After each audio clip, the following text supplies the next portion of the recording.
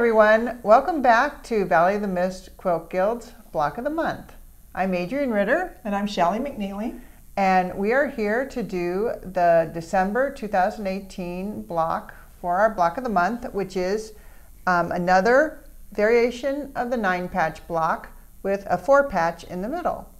And before I forget, because we are on Thanksgiving vacation, we have a special helper with us today. And that is my granddaughter, Sasha Pearson. And in our high-tech studio, she's in the background today doing all of the technical work. So anyway, so let's get on with our block.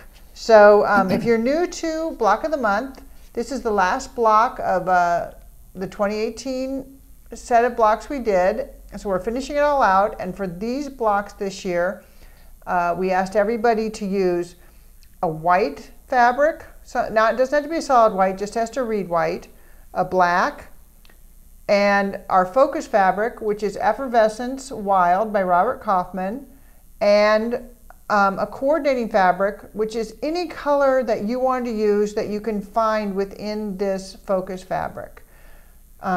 So we tell you exactly where to place those colors, but it is your choice what the coordinating fabric is. So Shelley, why don't you tell everybody what size pieces we need this month? Okay, so this month we need 2 2.5-inch squares of the focus fabric, 4 2.5-inch squares of the black fabric, 4 2.5-inch squares of the white fabric, 4 4.5-inch squares of the white fabric, 2 2.5-inch squares of the coordinating fabric, and 4 2.5 by 4.5-inch rectangles of the coordinating fabric. So it's pretty easy this month. There are no triangles, a lot of 2.5-inch squares, so pretty simple to cut out. I know when I was doing mine, I just kind of did some 2.5-inch strips to get most of everything, and except for these big 4.5-inch squares.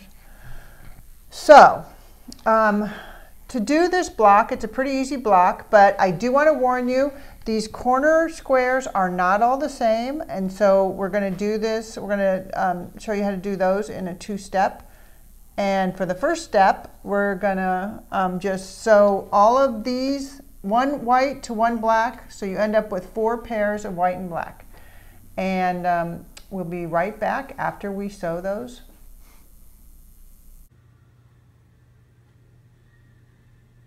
Okay, so we have sewn together the white and black squares, and I just want to show you on this block before Shelley explains what to do next. Before we go any first, she did press them towards the black, just so you know. Okay, yeah.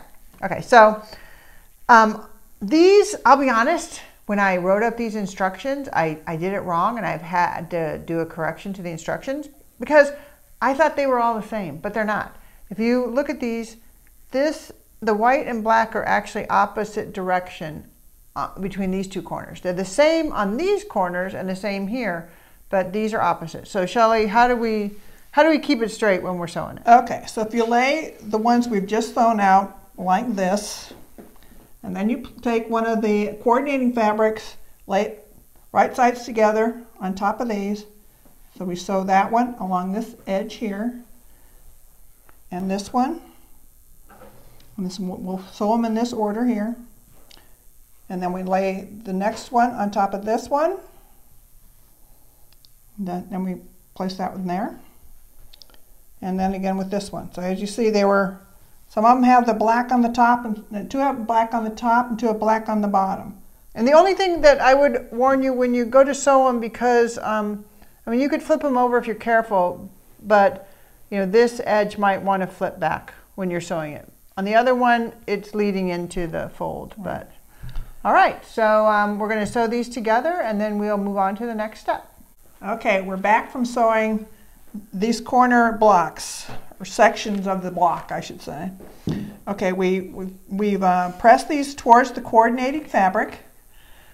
It's not super important on this block how the pressing goes because I was just being goofy, sorry. Because the seams here don't interfere, but it wants to lay that way. And I've laid these out in the order that they're going to go on the block. As you can see with the blocks that are laying here, this is how they will go together. So now we have another section to sew together. Okay, so the next step that we're going to do is this center patch.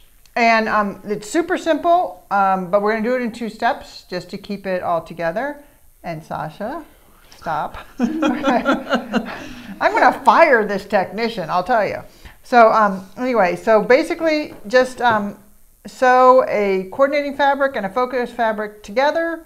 You can pick any side of these to sew. I'll give you that freedom there. I'm not going to say which side. Just sew any side you want. Just 2 different fabrics together. We're free sewing here. We are. All right. So we'll be right back. All right. So we've sewn together the 4 pieces, 2 of each. So now this is super simple. You're just going to lay them so they're opposite. Fold them on top. Like we've talked about in the past, these seams will lock together right here. And then you're just going to sew one of the sides.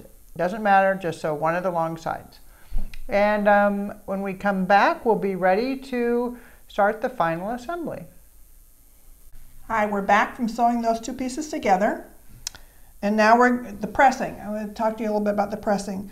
So if you lay this upside down and you kind of see how it wants to go, each of the seams now want to try to go in a circle. So if you just press these down, it kind of opens up in the center and you end up with what looks like a little 4 patch in the center, and you can just press it that way.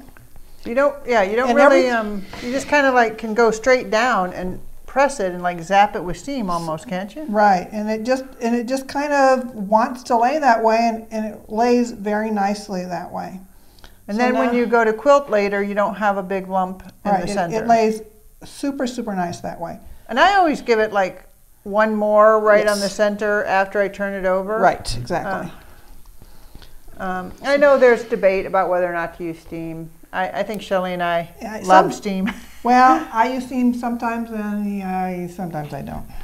Okay, so we have all of the individual components sewn together. And so now we are ready for our final assembly, which, as you can see, we just take these white pieces and they're going to go in the open spots.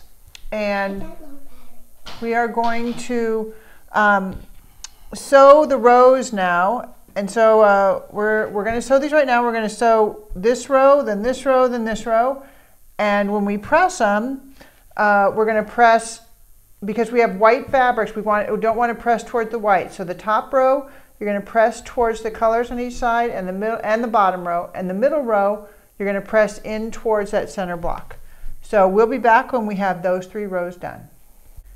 Okay, so we've sewn together these rows here, and now we're at the final part where we just need to sew these together. So you're going to take and put them together, grab this, go to the sewing machine, sew that seam, and then flip it out, do the same thing, and come back. Now, I would suggest, to be honest, this final pressing is up to you. I think if you press towards the white on this side, and on this side, it's easier because you have less seams that you're pressing against. Yeah, you're pressing against the center. So, all right, so we will be back with our finished block. All right, we're back. So here is our finished block. Looks wonderful, but what's the test? Let's measure it. Does it fit? Perfect. Every time. Always. Yep. We are so good. We are. Okay, Shelley's a great presser. She gets aggressive there. All right, let's set this down. The other thing that we wanted to take a minute, before I forget, that block is not due until January, so you have a little bit extra time because in December our meeting is our holiday get-together. So we want to talk a little bit about next year. We want to show you again, we showed it to you last month, but this is our new focus fabric. It is called Modern Movement by Henry Glass. It's got a lot of great colors in it. Yellows, blues, orange, greens, and it has that secret little element of silver, metallic silver. And Shelly did some shopping, found some fabrics, and she's going to show you some things she found, maybe give you some ideas of what you can use. This is the coordinating fabric that I've chosen. Probably most of mine. We'll see if I change to something else. It's really, I hope you can see it. It's really, yes. really picks up that teal color right in here that we see with the and blue. And there's blue, and then there's also silver, the magic thing. And then my white also has silver lines in it. Then I found this gray. So next year we've decided definitely we're gonna go with gray. And she found, this is kind of combination of darks and lights and silver. So here we go. Lots of silver in mine.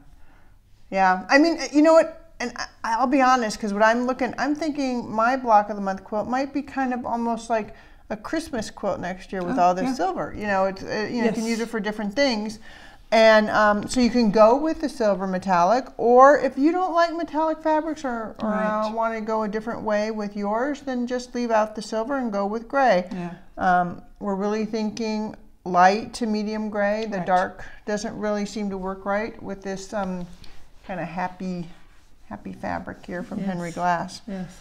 So there we are. Thanks for joining us for Block of the Month, and we will see you next year. Oh, I almost forgot. Next year is improvisational quilting. Yes. Let's talk That's about the other that. thing. The other thing that Shelly and I are learning improvisational quilting, so we can pass it on to you. And we're not going to start off too difficult, but what's the best thing? Nothing's wrong. Whatever you do, it's good. It's good. Just it needs to be the 12.5-inch blocks again. That's what we're doing. So if it turns out to that, you'll be great. Yep. All right. So see you next year. Bye.